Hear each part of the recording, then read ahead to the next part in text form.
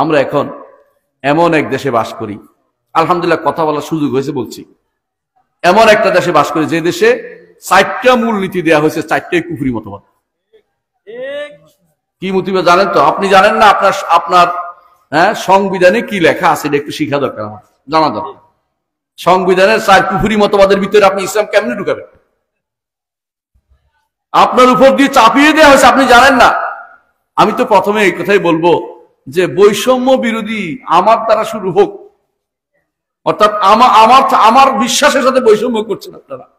আমার বিশ্বাস বিরোধী যিনি আমার উপর চাপিয়ে দিবেন কেন? এটা পরিবর্তন করা হোক। আলহামদুলিল্লাহ পরিবর্তনের ধারা শুরু হয়েছে। আমি আশা করবো যে এরা পরিবর্তন করবেন ইনশাআল্লাহ। আমরা দোয়া করবো তারা যেন সেটা পরিবর্তন করে, কারণ যেই কুফরি মতবাদ আমাদের উপর চালিয়ে দেওয়া হয়েছে, চাপিয়ে দেওয়া হয়েছে, এটা কোনো ইমানদারের কাজ হতে পারে না। ইমানদার অনেক কিছুই সহ্য করে, ইমান দুনিয়ার অনেক কিছু সহ্য করতে পারে, কিন্তু কুফরি সহ্য করতে পারবে না, নিফাক সহ্য করতে পারে না। আল্লাহ যে শরীয়ত দিয়েছেন, আল্লাহর দেয়া শরীয়তকে গ্রহণ করে নিতে হবে। আল্লাহর দেয়া শরীয়তের বিরুদ্ধে কথা বলা, আল্লাহর দেয়া শরীয়ত কেউ যদি বলে যে শরীয়তে আইন আমি মানি না বা মানতে পারি না বা চল মনে করি বা আমার পছন্দ না, সবই কাফের, সবাই কাফের হয়ে যাবে এটা বললে।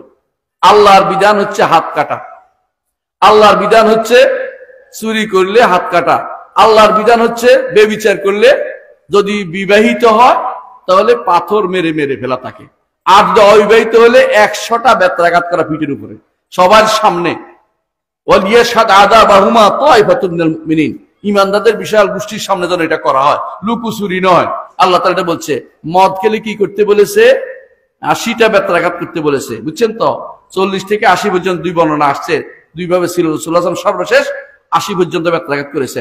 আরো আল্লাহর বিধান যদি আপনার কাছে মনে হয় মনে মনে এই যুগে কি আর এটা চলে, বাস ইমান শেষ, ইমান শেষ, আপনি কাফের অন্তর্ভুক্ত হয়ে গেছেন।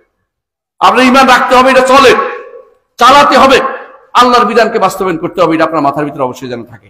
আল্লাহর বিধানের বাইরে অন্য কিছু চলতে পারে না। ইমানদার তার উপরে আল্লাহর সব কিছু পরিচালনা করতে। আল্লাহ যেমন তিনি মৃত্যু তিনি দেন, জীবন তিনি দেন, তিনি শরীয়ত দিয়েছেন। তিনি যেমন আমার খাবার আহারের ব্যবস্থা করেছেন, শরীয়ত তেমন দিয়েছেন। অর্ডার আল্লাহর অপ্রাকৃতিক অর্ডারে সূর্য চলতেছে, আল্লাহর শরঈ অর্ডারে আমাকে চলতে হবে। বুঝতে পারছেন কথাটা? এটা থাকতেই হবে।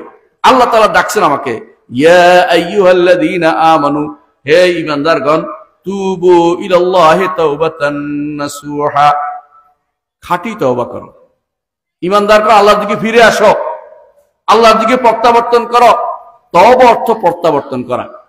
আপনার একটা গরু চলে গেলে, যখন আপনি গরুটা খুঁজে পান, আপনার কাছে কেমন লাগে? আলহামদুলিল্লাহ, ভালো, গরুটা পেয়ে গেছে, তাই না? গরুটা পেয়ে গেছি। ছাগল হারিয়ে গেলে খুঁজতে খুঁজতে অনেক খুঁজে ছাগলটা পেয়ে যান। আপনার ছেলে দূরে চলে গেলে, আবার বাসায় ফিরে আসলে আপনি খুশি হন মনে মনে। যত কিছুই হোক, ছেলে অন্যায় করছে, তাই বলে কি আমার ছেলে না? আমি তো আল্লাহর বান্দা। আমার আল্লাহ যখন দেখে যে আমি তার কাছে ফিরে আসছি, তিনি খুবই খুশি হয়ে যান। আল্লাহু আকবার, সুবহানাল্লাহ ওয়া বিহামদিহি।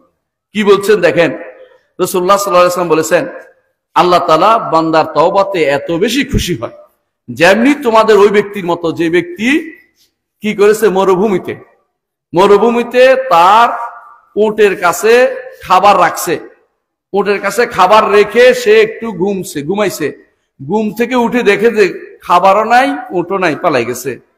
এখন সব তার কি অবস্থা হবে একটু চিন্তা করেন তো। নিরাশ হয়ে গেছে, এখন আর কোনো দিকে হেঁটেও যেতে পারবো না। মরুভূমিতে হাঁটা যান, আপনি জানেন, পা পুড়ে যাবে, আর হাঁটলে আরো পিপাসা লাগবে, খাবার খুব পেয়েছে, মরে যাবে। এখন সে নিরাশ হয়ে ঘুমে গেছে, আর আল্লাহ মরেই যাবো আমি। এর মধ্যে চোখ খুলে দেখে যে ওটো ফিরে আসছে, খাবারও ফিরে আসছে।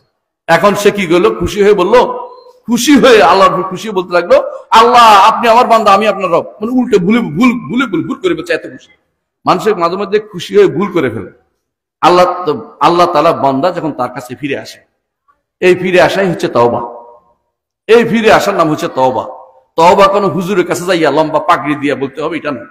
অনেকখানে আছে দেখবেন যে তওবা করার জন্য মরার সময় হুজুর ডেকে আনতেছে। আরে বেটা, হুজুরের কাছে যাচ্ছে কেন? হুজুরের তো একটা তওবা লাগবে কিছুক্ষণ পরে।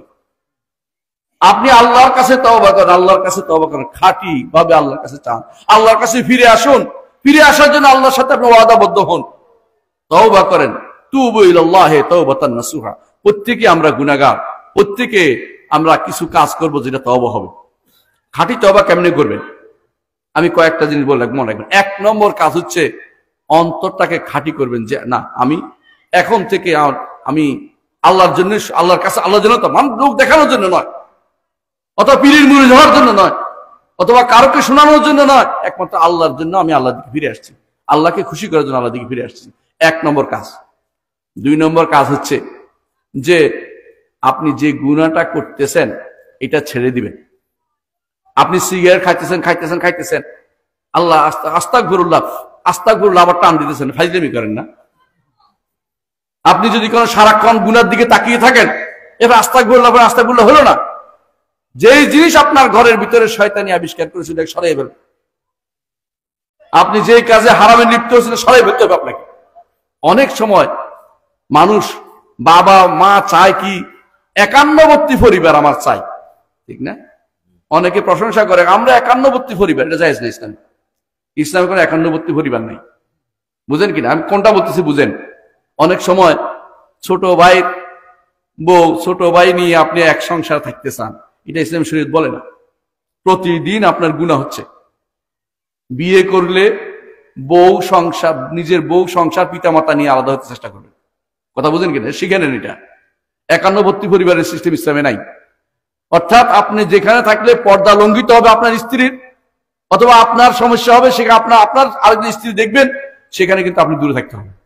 আপনার পিতা মাতা নিয়ে আলাদা হবেন, ওকে ভালো বিয়ে করে আলাদা করে দেন। এটা হচ্ছে নিয়ম, যদি পারেন আপনি করতে পারেন। প্রাপ্তবয়স্ক হওয়ার পরে কোনো দেবর বলতে কিছু নাই। দেবর শব্দের অর্থ বুঝেন? দেবর হচ্ছে দ্বিতীয় বর। দেবর অর্থ দ্বিতীয় বর। বেদের মধ্যে আছে, কি শব্দ আছে, আমি হিন্দু ধর্মের উপর পিএইচডি করছি, জন্য বলতেছি আপনাদেরকে। বেদের মধ্যে আছে, ইন্দ্রকে ডাকতেছে, কে? ঋষি ডাকতেছে, ইন্দ্র আসো, তোমাকে সেইভাবে আহ্বান করছি যেভাবে বিধবা নারী দেবরকে আহ্বান করে। নাউজুবিল্লাহ। আপনি বুঝেন কি বুঝাচ্ছে? মানে দ্বিবর মানে দ্বিতীয় বর, কারণ সে আর বিয়ে তো হবে না তার, ওদের ধর্মে আর দ্বিতীয় বিয়ে হতো না, এখন কি করবে, তার তো জীবন আছে। বুঝেন না কথাটা?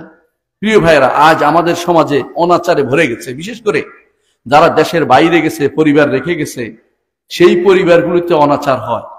সত্য কথা। আপনি দেখবেন পত্রিকায় উঠে, বিভিন্ন জায়গায় উঠে, আপনাদের এলাকার মানুষ বাইরে যায় না, ভালো কথা, কিন্তু অনেক জায়গার মানুষ বাইরে গিয়ে আসে আর পরিবার পায় না, দেখে যে পরিবার ছোট ভাই লয়ে গেছে গা, অথবা ছোট ভাইয়ের বউ আরেকজন লয়ে গেছে গা। এরকম ঘটনা ঘটতেছে কিনা? এর কারণ কি? কারণ তওবা করার জন্য যেটা দরকার ছিল আপনি ফিরে আসা, ওটা করেন না। সেটা কি? অন্যায়ের জায়গাটা আটকে রাখছেন নিজের কাছে। একবার যদি কেউ অন্যায়ের মধ্যে টিকে থাকে, অন্যায়টাকে আমি আস্তাগফিরুল্লাহ হাজার হলেও লাভ হবে না, কারণ আপনি যে আস্তাগফিরুল্লাহর যে কাজে আল্লাহর কাছে ফিরে আসার জায়গাটা, ওই জায়গাটা আপনি ঠিক করেন নাই। এটাকে তাড়াই দিতে হবে যে অন্য গুনার জায়গাতে আমি থাকবো না, গুনার জায়গাতে আমি থাকবো না। যেই জায়গাতে আপনাকে আল্লাহর দ্বীন পালন করতে দেয়া হয় না, সেই জায়গাতে হিজরত করা এটা ইসলামের দায়িত্ব। ইসলাম আপনাকে এটা এই হিজরত ফরজ করে দিয়েছে। যেখানে আপনি আল্লাহর সুন্নাহ মোতাবেক চলতে পারেন না, যেখানে আল্লাহ তাআলার শরীয়ত মোতাবেক আপনি চলতে পারেন না, অমুক জায়গায় যেতে হবে যেখানে ঠিক মতো আপনি চলতে পারেন শরীয়ত মোতাবেক।